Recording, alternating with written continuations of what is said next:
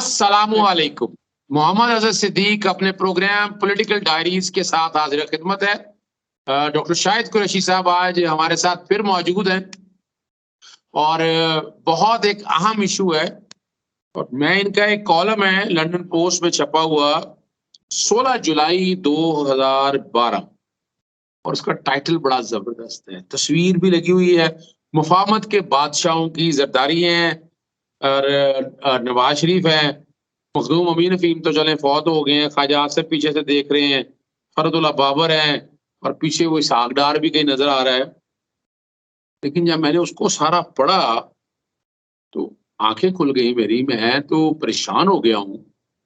मुझे फिर God father या सिजिलियन माफिया के अलकाबात भी याद आ गए, कोलंबिया के हवाले से भी चीजें याद आ गई। मैंने कहा मैं खुद अपने तई बात करने के लिए, मैं अब तमीज ज्यादा लंबी ना हो जाए, ये शाहरुख जतोई के केस के हवाले से आपने देखा और आप लोगों ने बड़े सवाल किए। कल के प्रोग्राम में मैंने बड़ी क्लैरिटी के साथ चीजें बता दी। लेकिन ये जो कुछ हम आज देख रहे हैं ना, ये 2012 में डॉक्टर शाहिद कुरैशी साहब ने बड़े तरीके से, बैकग्राउंड पे ये आर्टिकल्स आप देख रहे होंगे। डॉक्टर साहब, ये सच तो आपने 2012 में बता दिया था, ये क्या ट्रेलर अब चल रहा था? जी, बिस्मिल्लाहिर्रहमानिर्रहीम। ये जब आर्टिकल हमने लिखा who are the real gangsters in Pakistan, तो उसका बैकग्राउंड ये था कि कराची में जो है वो रोज कत्ल हो रहे थे, रोज आगे लगाई जा रही थी, डकैतियां हो रही थी और तकरीबन कोई 30,000 के करीब रिपोर्ट हुए हैं कि लोग जो है अपनी जान से गए। वो सारी MQM लेड और पीपल्स पार्टी लेड जो रजीम थी उस ज़माने में, उसमें और भी मुशर्रफ के हवारियों की भी जमात भी थी। तो उसमें जो चीज़ हमें समझ में आई वो ये थी कि वो सारे वाक़यात जो थे उनमें से कोई मरने वाला जो था ना, बड़ा कोई डिफेंस में नहीं हो रहे थे वो वाक़यात, या क्लिफ्टन में या बैरियर टाउन में या कहीं। वो सारे के सारे वाक़यात जो थे बड़े डिप्राइव्ड और पुअर एरियाज में हो रहे थे। और वो जो मरने वाले लोग थे वो भी, उनका प्रोफाइल भी जो चेक कराया गया JIT में भी, उनके जो प्रोफाइल आए टारगेट किलर्स के, वो भी कि जी मैंने मैट्रिक वहाँ से किया और फिर मुझे फलाने भाई ने बुलाया तो मैं उसके पास चला गया। तो जितने भी प्रोफाइल मैंने पढ़े हैं उनमें से कोई ऐसा नहीं था कि वो कहे जी मैंने कोई MSc केमिस्ट्री की हुई थी या मैं फिर यूँ था यूँ था। वो इसी तरह के बच्चे जो है उनको उन्होंने मिसगाइडेड करके और अपने काम के लिए उन्होंने इस्तेमाल किया, अपने कत्ल गारत के लिए। और असल मकसद था कि वो, मैंने एक आर्टिकल लिखा था उस ज़माने में, कीप कराची ब्लीडिंग।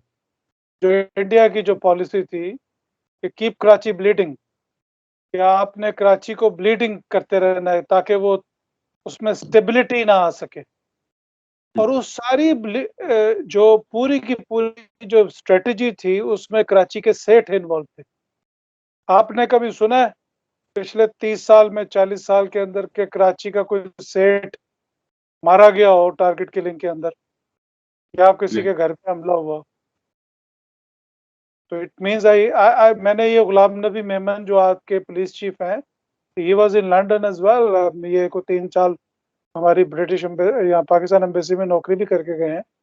तो इनसे भी कभी कभी डिस्कशन होती थी इस टॉपिक पे, तो ये भी मानते थे ये इस थ्योरी को, कि आपकी थ्योरी सही है कि जो रियल गैंगस्टर्स हैं, फिर जब जब अल्ताफ हुसैन को पकड़ा गया तो अल्ताफ हुसैन के हक में मनी लॉन्ड्रिंग, जो लोग एफिडेविट लिख के दे रहे थे कि जी हमने पैसे दिए, वो सारे सेठ ही थे कराची के, और कौन था?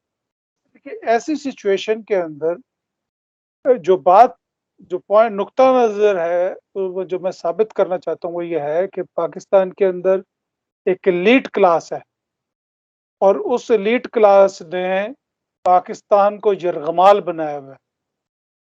ठीक है। मैं हर साल मैं दिसंबर में, जनवरी दिसंबर के अंदर मैं रिव्यू लिखा करता था। मैंने क्यानी रिव्यू लिखा, जनरल क्यानी का जो दौर था, हर साल लिखता था। और बाजवा अपना, उसके बाद मैंने राहील शरीफ रिव्यू लिखा, फिर मैंने बाजवा रिव्यू लिखा। तो जो लास्ट बाजवा रिव्यू मैंने लिखा उसमें मैंने एक तस्वीर लगाई थी कि जिसमें दो छोटी-छोटी 2-3 बच्चियाँ हैं छोटी-छोटी स्कूल की। उन्होंने अपना वही ब्लू शर्ट और व्हाइट शलवार यूनिफ़ॉर्म पहना हुआ है और वो जो छोटी-छोटी ट्रॉफ़ियाँ मिलती हैं स्कूल से रिज़ल्ट आने के बाद, तो वो ट्रॉफ़ियाँ लेके वो अपने बाप की कब्र पे, जो कि एक सोल्जर है, सिपाही है, तो वो उसकी कब्र पे जाती हैं, तो वो जाके वो उसको बता रही हैं कि हम स्कूल में पास हो गए हैं और ये हमारी खुशी का मौका है। अब ये मेरे लिए तो बड़ा एक, मेरा चूँकि ताल्लुक ऐसी फैमिली से है जिनके मेरे नाना शहीद हो गए थे पाकिस्तान बनते हुए, अपने 5 भाइयों के साथ चिक्खों से लड़ते हुए। तो मैंने पता है, हमने अपनी माँ को देखा है कि यतीमी क्या होती है और बाप का सर पे ना होना उसके क्या नताइज होते हैं। तो मेरा जो थीम थी उसमें ये थी कि आप ये जो जंग लड़ रहे हैं सारी की सारी, वॉर ऑन टेरर भी लड़ी आपने, फिर ऑपरेशंस भी किए सारे। तो क्या ये सारे ऑपरेशन जो पाकिस्तान की फ़ौज और पाकिस्तान की पुलिस के जवान और रेंजर्स और एफसी के जवान जो अपनी जानें दे रहे हैं, तो ये शाहरुख जतोई की हिफाज़त करने के लिए, हमजा शहबाज की मनी लॉन्ड्रिंग, मरियम नवाज़ की अय्याशियों और उसके बेटों की शादियों और शब पुरुष ये जो पुरस्कों और शानदार किस्म की लंबी-लंबी तकरीबात जो 10-10, 15-15 दिन जारी रहती हैं। तो ये सारे जवान हमारे जो जानें दे रहे हैं, जिसमें अफ़सर भी शामिल हैं, ये इनके लिए दे रहे हैं, ये सब हम इनके लिए कर रहे हैं। तो मेरे मेरे दिमाग में ये एक थीम आई और इसको फर्दर साबित करने के लिए हमने एक ज़िक्र किया मैंने आर्टिकल में कि एक जगह है, अल साल्वाडोर एक मुल्क है साउथ अमेरिका में। वहाँ पे हमारा एक जर्नलिस्ट गया बर्तानिया से, तो उसने देखा कि वहाँ रोज़ कत्लो-गारत हो रही है और बंदे मर रहे हैं और गैंग आपस में लड़ रहे हैं और कोई कानून नहीं है और ये वो। तो उसने पूछा कि सर ये क्या हो रहा है? What's going on here? तो उसने कहा हम्म। जी हर साल यहाँ से कोई 470 टन के करीब कोकेन जो है वो स्मगल होती है अमेरिका, अच्छा। जिसकी मार्केट वैल्यू जो है वो $30 बिलियन के करीब है। $30 बिलियन। 30 बिलियन डॉलर के करीब है और ये ओके। सालाना यहाँ से स्मगल होती है। और ये जो लड़ाई आप सड़क पे देख रहे हैं MS-17 और MS-18 गैंग्स की आपस में, ये गैंग्स के नाम मैंने बताए हैं आपको। ये लड़ाई एक डिस्ट्रैक्शन है। अच्छा। असल जो गैंगस्टर्स हैं वो बड़े-बड़े विलास में रोलेक्स वॉचेस के साथ पिन स्ट्राइप सूट पहन के बैठे हुए हैं। अब आप इस चीज़ को आप Karachi, Islamabad, barrier town, defence के अंदर जो लोग रह रहे हैं उनके ऊपर ज़रा अप्लाई करें। वो कोई टैक्स नहीं देते। वो अ, हुकूमत से भत्ता वसूल करते हैं सब्सिडी की शक्ल में। भत्ता ही हो गया ना, मैं तो इसको, सब्सिडी क्या लफ्ज़ होता है? अब अगर गरीब आदमी आपसे पैसे माँगे तो आप कहते हैं भीख माँग रहा है और अगर आप अमीर आदमी पैसे माँगे तो आप कहते हैं ये सब्सिडी है। That's not fair. We need to be very बस। We need to be very, very fair with the language as well. तो एक करोड़पति, अरबपति मिलों का मालिक आपसे इनकम टैक्स में, आपसे अपने काम में, बिजली के बिल में, अच्छा 20% आपकी बिजली चोरी होती है, 20% से ज़्यादा आपकी गैस चोरी होती है। वो गैस घरेलू सार्फिन चोरी नहीं करते, बात सही। उसको फैक्ट्रियों के मालिक, ये लोग चोरी करते हैं। यस, मुझे अच्छी तरह याद है आपकी बात में। इसमें सबूत ये है कि अगर आप शेखुपुरा वगैरह में चले जाएं, लाहौर में आ जाएं, आपके पार्लियामेंटेरियन है बाखुदा जावेद लतीफ जैसे लोग जो गैस, आप अंदाजा लगाएं, गैस और बिजली चोरी इस तरह की चीजें करके कहां से कहां तक पहुंच गए हैं। और आपके सियासतदान हैं, इसमें कोई शक नहीं है। इत्तेफाक फैक्ट्री के बारे में बड़ा आम मशहूर है, ये हर एक को पता है। देखिए, इत्तेफाक फैक्ट्री की तो बुनियादों के अंदर रेलवे का लोहा शामिल है। मैं उस वक्त रिपोर्टर था प्रिंटेड पोस्ट में, तो मेरे चीफ रिपोर्टर ने मुझे भेजा इनकी, ये सौदे हो रहे थे रेलवे से, इन्होंने ₹1.5 किलो या 70 पैसे किलो इन्होंने रेलवे का लोहा खरीदा और फिर उसको महंगी कीमत पे इन्होंने बेचा। तो इन तमाम बड़े-बड़े लोगों के, बड़े-बड़े बिजनेसमैनों की बुनियादों में, और अभी भी आपके जो बड़े-बड़े बिजनेसमैन हैं वो, ये जो आईपीपीज़ का जो स्कैंडल है, अगर दुनिया का कोई और मुल्क होता तो इस वक्त आईपीपीज़ के जो मालिकान हैं, चाहे वो मियां मंशा हो, चाहे वो शहबाज शरीफ हो, चाहे वो आसिफ जरदारी हो, इनको उन्होंने अब तक खत्म कर दिया होना था। यानी ये खुदा की पनाह है कि आप मुल्क को लूट रहे हैं और आपने फौज को ये धमकी देते हैं। जब बेनज़ीर जिंदा थी, जिस वक्त उनका एनआरओ हो रहा था, तो वो धमकी उनको ये देती थी कि अगर तुमने मेरी फौज ने अगर मेरी बात ना मानी तो मैं अमेरिका को बुला लूंगी उधर से हमला करने के लिए। और आपने नोट किया होगा कि जब ये जरदारी नवाज शरीफ के ऊपर जरा सा भी प्रेशर आता था तो एलओसी के ऊपर फायरिंग जो है वो बढ़ जाती थी। अब मैं आता हूँ आपके असल जो जो अ, अ, जो पॉइंट है जिसको हम रेज करना चाहते हैं। कल एक और वाक़या पेश आया। एक तो शाहरुख जतोई के लिए उसके बाप ने पूरा हॉस्पिटल बना दिया और बिल्डिंग भी खरीद ली और वहाँ पे उसने पूरा फ्लोर भी दे दिया उसको। और ये सारे का सारा अमल जो है, ये इसमें ब्यूरोक्रेसी के लोग भी शामिल हैं, इसमें जेल का अमला भी शामिल है, इसमें सियासतदान भी शामिल है। तो आपने एक कातिल जो है, जिसको सुप्रीम कोर्ट ऑफ पाकिस्तान के स्पेशल नोटिस के ऊपर सज़ा दी गई है, आ, आप उसको आप उसको ये लग्जरी लाइफ दे रहे हैं, तो आप ये साबित कर रहे हैं मेरा नुक्ता जो मैं कि असल गैंगस्टर तो ये है। ये थोड़ा सा पहले आया ना कराची से, आपको पता है सैयद खुर्शीद शाह साहब को नैब में जब यहाँ भेजा, यहीं पर इधर सिंध के अंदर ही, तो 2 साल तो वो आप अंदाजा लगाए जेल की बजाय अस्पताल में रहे हैं वो। जी, वो सखर के अंदर, वो हॉस्पिटल के अंदर रहे हैं। तो बात करने का मकसद ये है कि पाकिस्तान जो मुल्क है वो वडेरों, जागीरदारों और इन लोगों के लिए एक और एजेंटों के लिए। मैं आपको एक और बात बताता हूँ बड़ा फ्रैंकली। आपके ये जो बड़े-बड़े एजेंट है ना, ये जब यहाँ लंदन आते हैं ना तो ये ट्यूब स्टेशनों पे धक्के खाते फिर रहे होते हैं। इनको कोई नहीं होता। मैं आपको सही बता रहा हूँ। I am telling you the मुझे ट्रुथ। पता है, मुझे पता है इस बात का।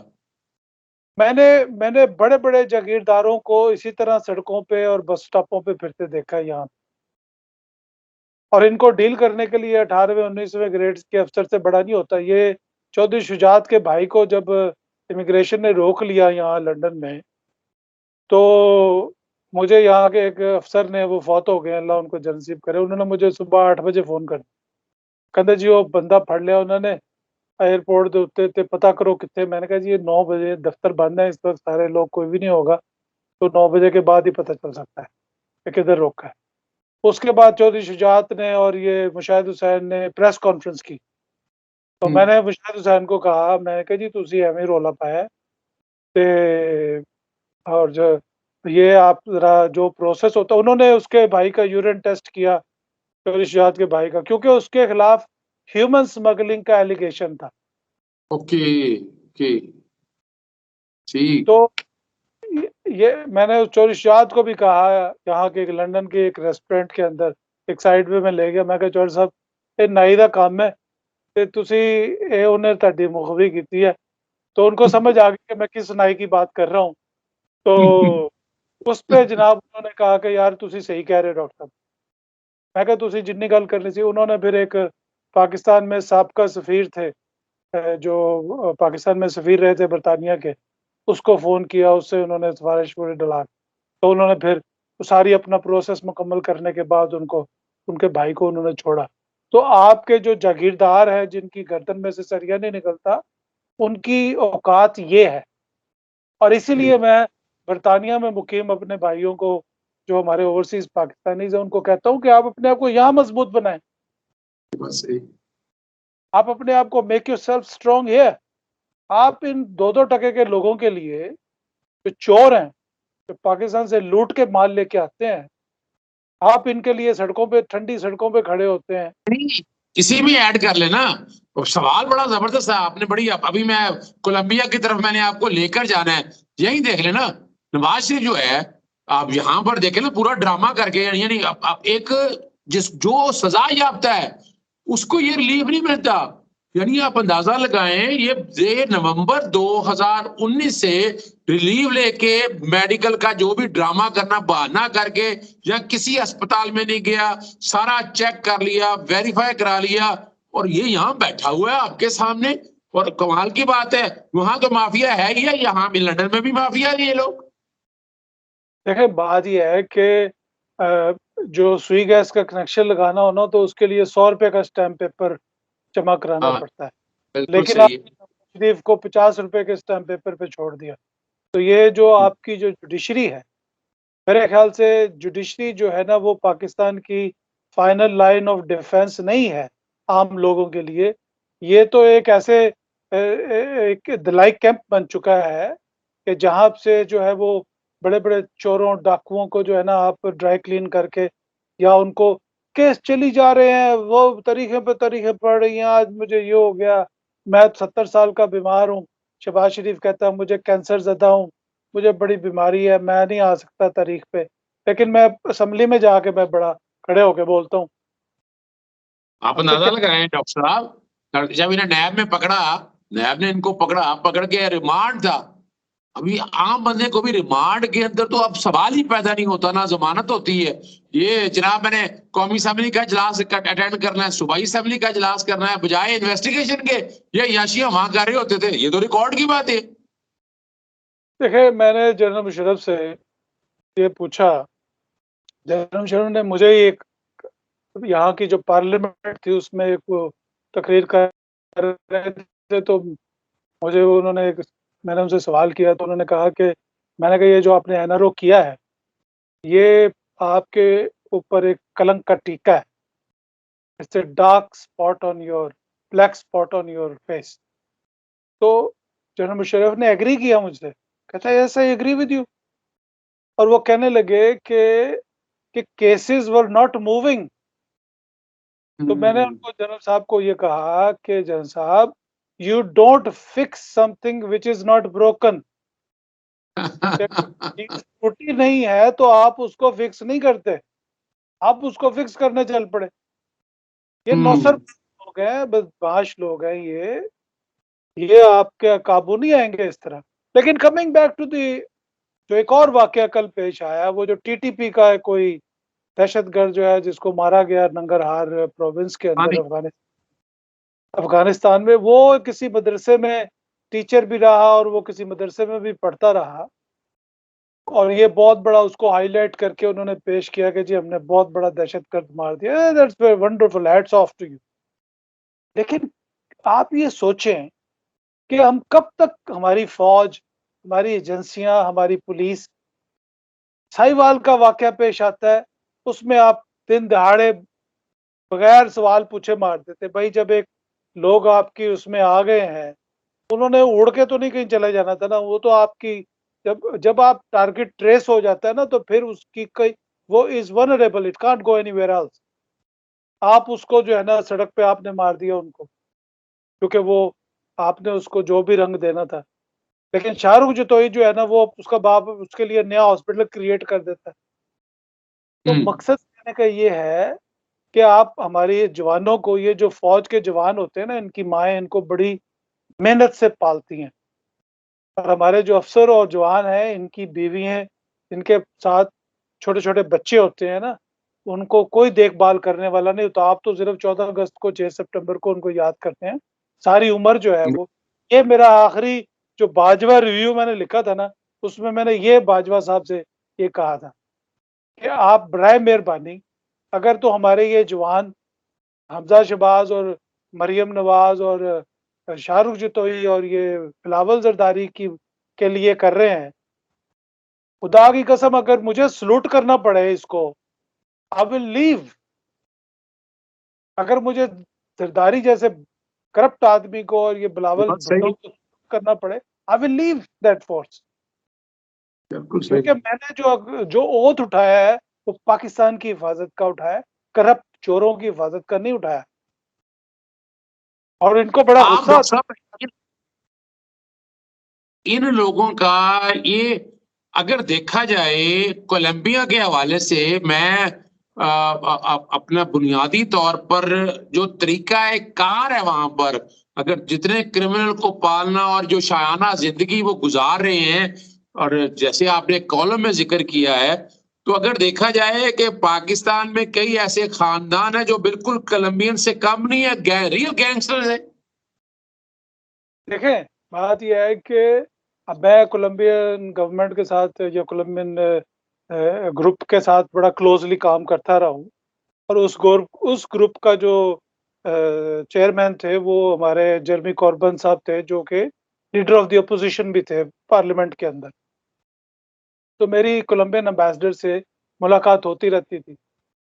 तो उनका जो ये सिर्फ गैंग्स को स्टडी करने का मकसद था कि किस तरह जर्नलिस्टों को वो लोग वहाँ पे मारते थे।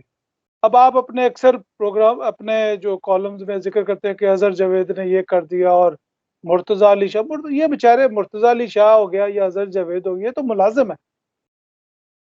जब जब जब शकील रहमान मिला हुआ है मियाँ नवाज शरीफ फैमिली के साथ और मियाँ आमिर उनके साथ मिला हुआ है, तो बेचारा अज़हर जावेद और मुर्तज़ा अली शाह क्या करेगा?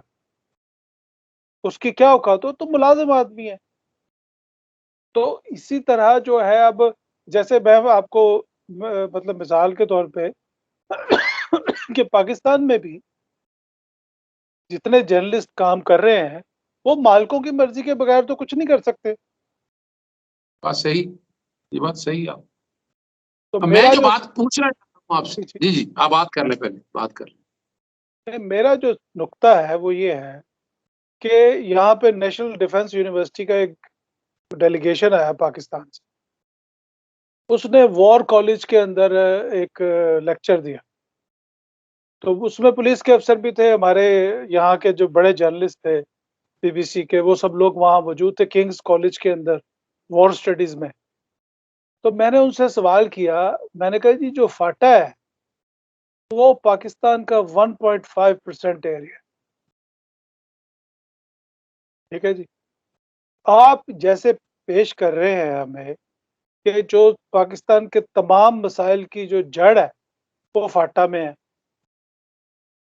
या पाकिस्तान के तमाम मसाइल की जो जड़ है, वो मदरसों में है। आपसे कोई भी सवाल करते हैं, आप मदरसे गिनने शुरू कर देते हैं। लेकिन जो पाकिस्तान के अरबों डॉलर जिन्होंने लूटे हैं, जिनकी वजह से आपको हर साल आईएमएफ से, सऊदी अरेबिया से, यूएई से भीख माँगनी पड़ती है, उनमें से तो कोई मदरसों का स्टूडेंट शामिल नहीं है। ये बात किसी सही। के स्टूडेंट के पास आईपीपी का कॉन्ट्रैक्ट नहीं है। किसी मदरसे के स्टूडेंट ने आपसे सब्सिडी नहीं ली। मदरसों को जो लोग चंदा देते हैं, वो मेरे और आप जैसे गरीब लोग देते हैं। लेकिन जो बड़ा अमीर आदमी है, जो रोलेक्स घड़ी पहनता है, जो डिफेंस में रहता है, जो बैरियर टाउन में रहता है, वो सरकार से सब्सिडी माँगता है, भीख माँगता है। इसको सब्सिडी नहीं कहना चाहिए आज से।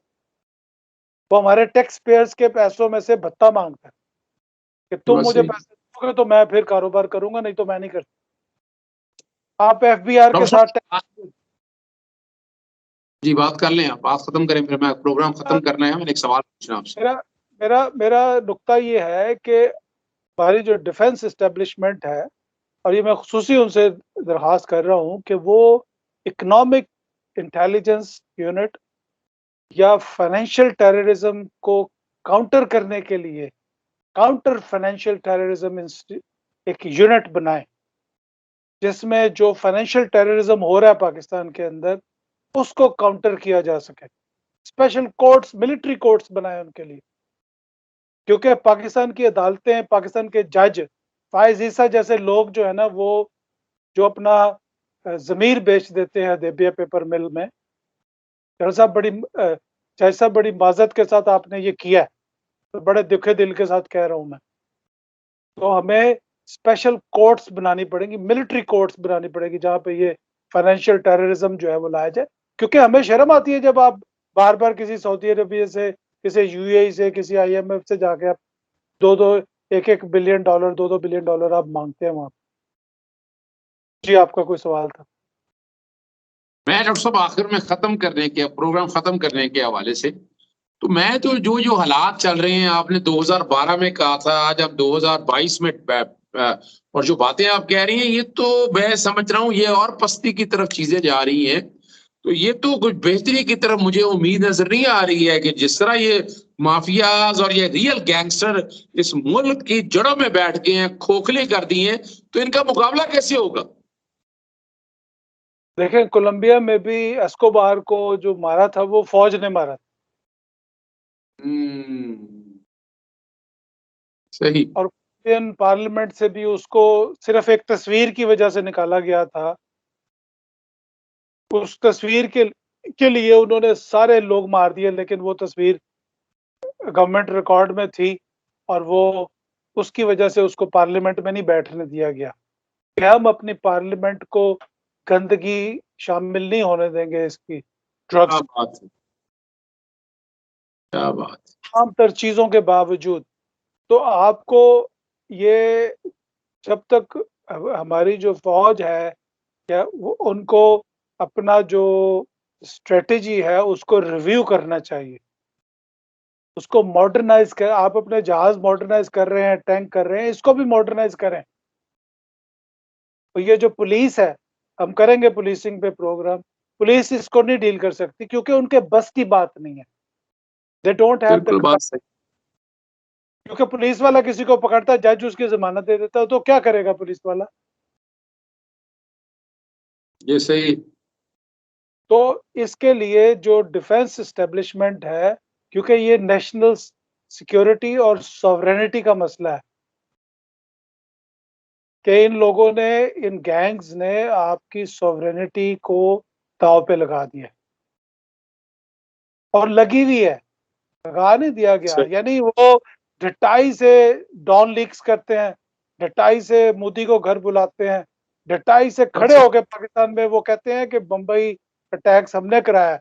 जबकि मुंबई का जो, महाराष्ट्र का जो आईजी है, उसने मुझे खुद बताया फोन पे, उसने कहा अजमल कसाब जो था वो हमारे पास था और हमने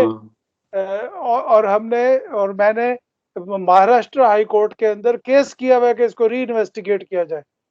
जबकि नवाज शरीफ जो है वो कह रहा है कि हमने करवाया, और यही एविडेंस कुलभूषण यादव के केस में वहां पे इंटरनेशनल कोर्ट ऑफ जस्टिस में, वहां पे इंडिया यस, का मैंने जो बहुत। है, और वो, और ये इन तमाम चीजों के बावजूद अगर कोई पाकिस्तानी फौज का जनरल या कोई भी बंदा हो, ये जो अफवाहें चलती है, हालांकि उन्होंने डिनाई किया है टोटली, अगर कोई इनसे मिलने जाता है या कोई इनके तोतों से, जुबैर जैसे तोते से मिलता है जो इनका मैसेज लेके आता है, तो ये इंतहाई शर्मनाक है। आप गद्दारों से कोलैबोरेट कर रहे हैं, you will be known as a collaborator with them. आपकी अपनी मजबूरी होगी कि आप इन लोगों को सजा नहीं दे सकते, लेकिन तारीख के सफ़ों में इनको लिखा जाएगा कि ये लोग गद्दार थे।